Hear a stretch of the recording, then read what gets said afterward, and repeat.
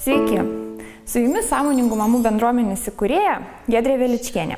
Praėjusią savaitę, keliaudama po Lietuvą su paskaita Vaikelis didyn į darželį pirmin, daviau savo lankytojams pažadą parodyti, kaip namų sąlygom atlikti masažą darželinukui. Ir šiandien su savo sūnum mes pademonstruosim, kad atlikti masažą atpalaiduojantį, raminantį gali kiekviena mama ir tam visiškai nereikia didelių masažo įgūdžių. Mes esame įpratę galvoti, kad masažą vaikui atliekam tada, kai yra kažkokios aiškios fizinės problemos. Tačiau šiandien aš parodysiu sedatyvinį raminantį masažą vaikams, kurie išgyvena sunkų laikotarpį. Aš kalbu dabar apie naują pradžią, apie keliavimą į darželį, apie adaptacijos procesą.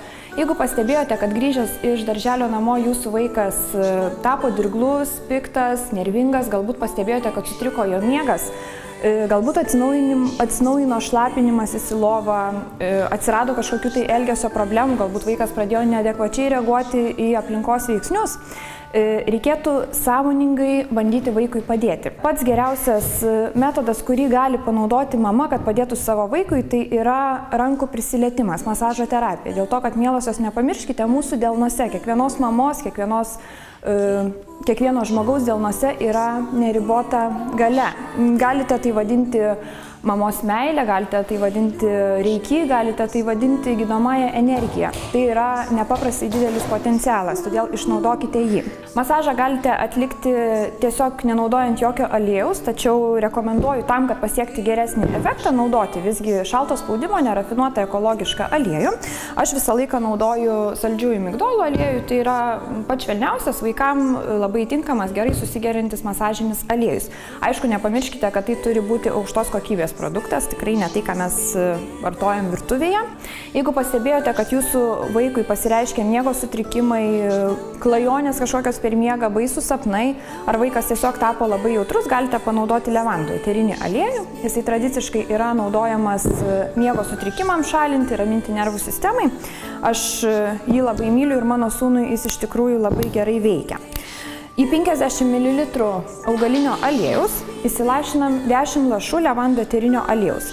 Šitą kiekį aliejaus, 50 ml, mes įsunaudosim per kokius 80 kartų, jeigu darysim vaikui masažą kasdien, taip kad užtenka tikrai ilgam. Ir tai yra viso labo 10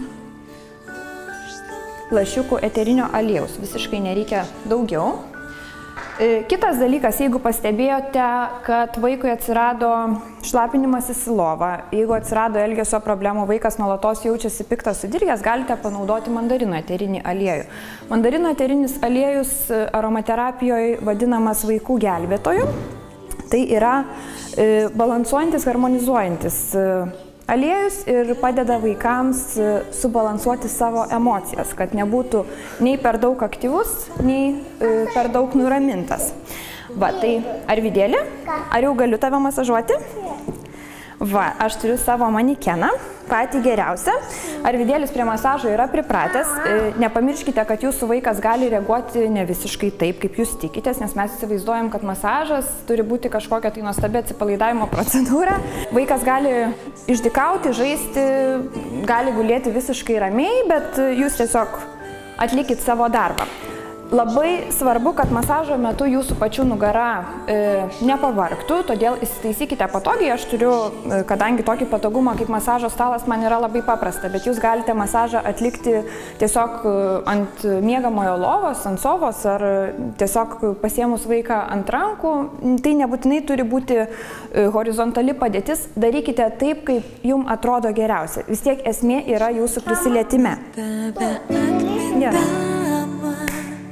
Kiek buvo džiaugsmo jau pažiūrėjai? Gerai, prieš pradedant visą laiką rekomenduoju nusiplauti ranką šiltu vandeniu tam, kad jos būtų malonios. Ir iš kitos pusės tam, kad apsivalytumėm nuo neigiamų visokių minčių, kad atsiribotumėm nuo išorinio pasaulio, dėl to, kad prie savo brangiausių žmogeliukų lieskitės būdamos tik tai geros nuotaikos, stenkitės negalvoti apie dienos problemas, įvykius, tiesiog stenkitės duoti vaikui kuo geresnę, pozityvesnę energiją, dėl to, kad vaikas ir mama yra be galo susiję, tai yra labai tamprūs ryšiai, todėl per rankas atiduokite geriausia, ką galite. Įsiliejojam savo delnus ir pradedam liesti mažylį. Švelniai paglostom pėdutes. Galim pamasažuoti pėdos skliautą. Nepamirškite, kad pėdose yra 36 refleksologinės zonas, todėl kai masažuojate pėdas, masažuojate visą mažylio kūną. Aktyvinate imuninę sistemą ir visų organų sistemų veiklą. Į viršų kylam su stipresniu tokiu spaudimu, į apačią leidžiamės visai švelniai ir švelniai glostom. Nepamirškite, kad judesiai turi būti tik tai į viršų, nes kraujas ir limfa teka būtent tokia kryptim. Glostykim. Tas 5 ar 10 minučių, kiek jūs darysite vaikui masažą, pasistengkite, kad jūsų neblaškytų televizorius, telefonas, kiti žmonės. Leiskite, kad tai būtų pats geriausias, ramiausias laikas per visą dieną, per kurį jūs pabūnate besąlygiškai su savo vaiku. Taip.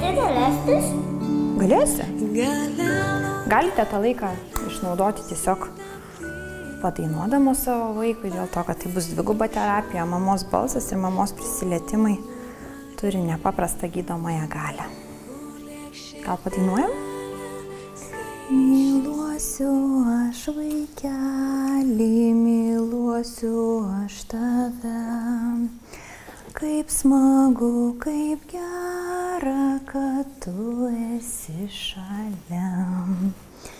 Kaip smagu, kaip gera, kad tu esi šalia. Pilvelį masažuojam pagal laikrodžio rodyklę. Švelniai, pilnu delnu, nieko nespauskite, tai yra atpalaiduojantis masažas. Kutensiu tau skruostelį, prajuokinsiu tave. Kaip smagu, kaip gera, kad tu esi šalia. Galima ir bučinių terapiją padaryti. Gerai, tik tai vieną kojytę ir vieną rankytę. Gerai, parodysim kitiem vaikučiam. Gerai. Pamasažuojam kiekvieną pirščiuką.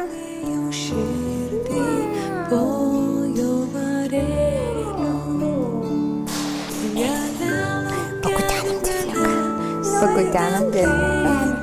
Taupant laiką ir kantrybę masažuoju tik tai vieną rankytę ir vieną kojytę. Jūs darykite, aišku, tą patį ir su abiem rankom ir su abiem kojom. Gulam ant pilvuko. Kai pavažinėk va čia su keturračiu, gerai? O dabar kaip tikras klientas, taip? Nugarytę masažuojam rūpestingiausiai, vėlgi tai yra kylantis judesiai. Išsiliejojam. Galite tiesiog glostyti, galite atrinti švelniai. Nedarykite jokių grubių judesių. Kad ir ką jūs bedarytumėt, viskas bus labai gerai.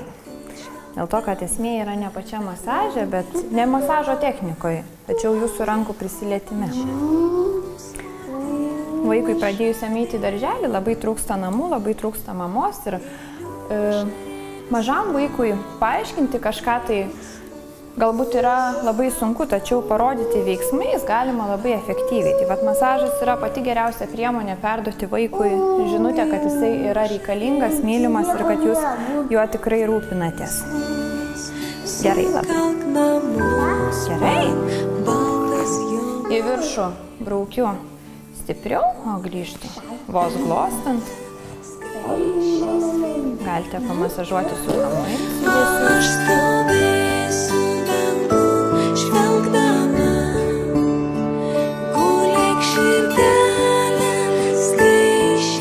Būtinai paglostykit savo mažylio galvytę. Ausytės. Va, pamasažuojam kojytės iš užpakalinės pusės. Atpalaiduojam blauzdutes.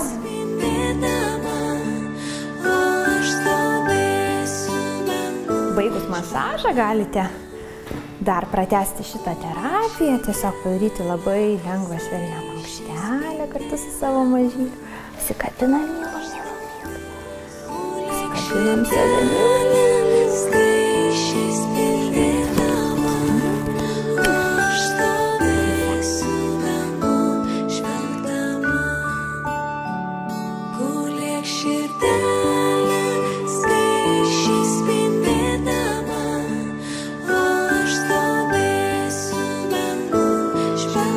tiesiog, mielosios, vadovaukite savo intuicija ir motiniškais pojūčiais, nes jūs geriausiai žinote, ko reikia jūsų vaikams ir kas jūsų vaikams yra tinkamiausia. Darykite masažą kasdien, tegul tai būna pats geriausias, intimiausias laikas per visą dieną, praleiskite jį besąlygiškai tik tai su savo vaiku ir aš manau, tai tikrai palengvins jautrųjį adaptacijos periodą. Aš linkiu visiems gražaus rudens, stiprios sveikatėlės, jūsų mažiesiems gero starto, lengvos naujos pradžios ir pasimatysime paskaitėlėse.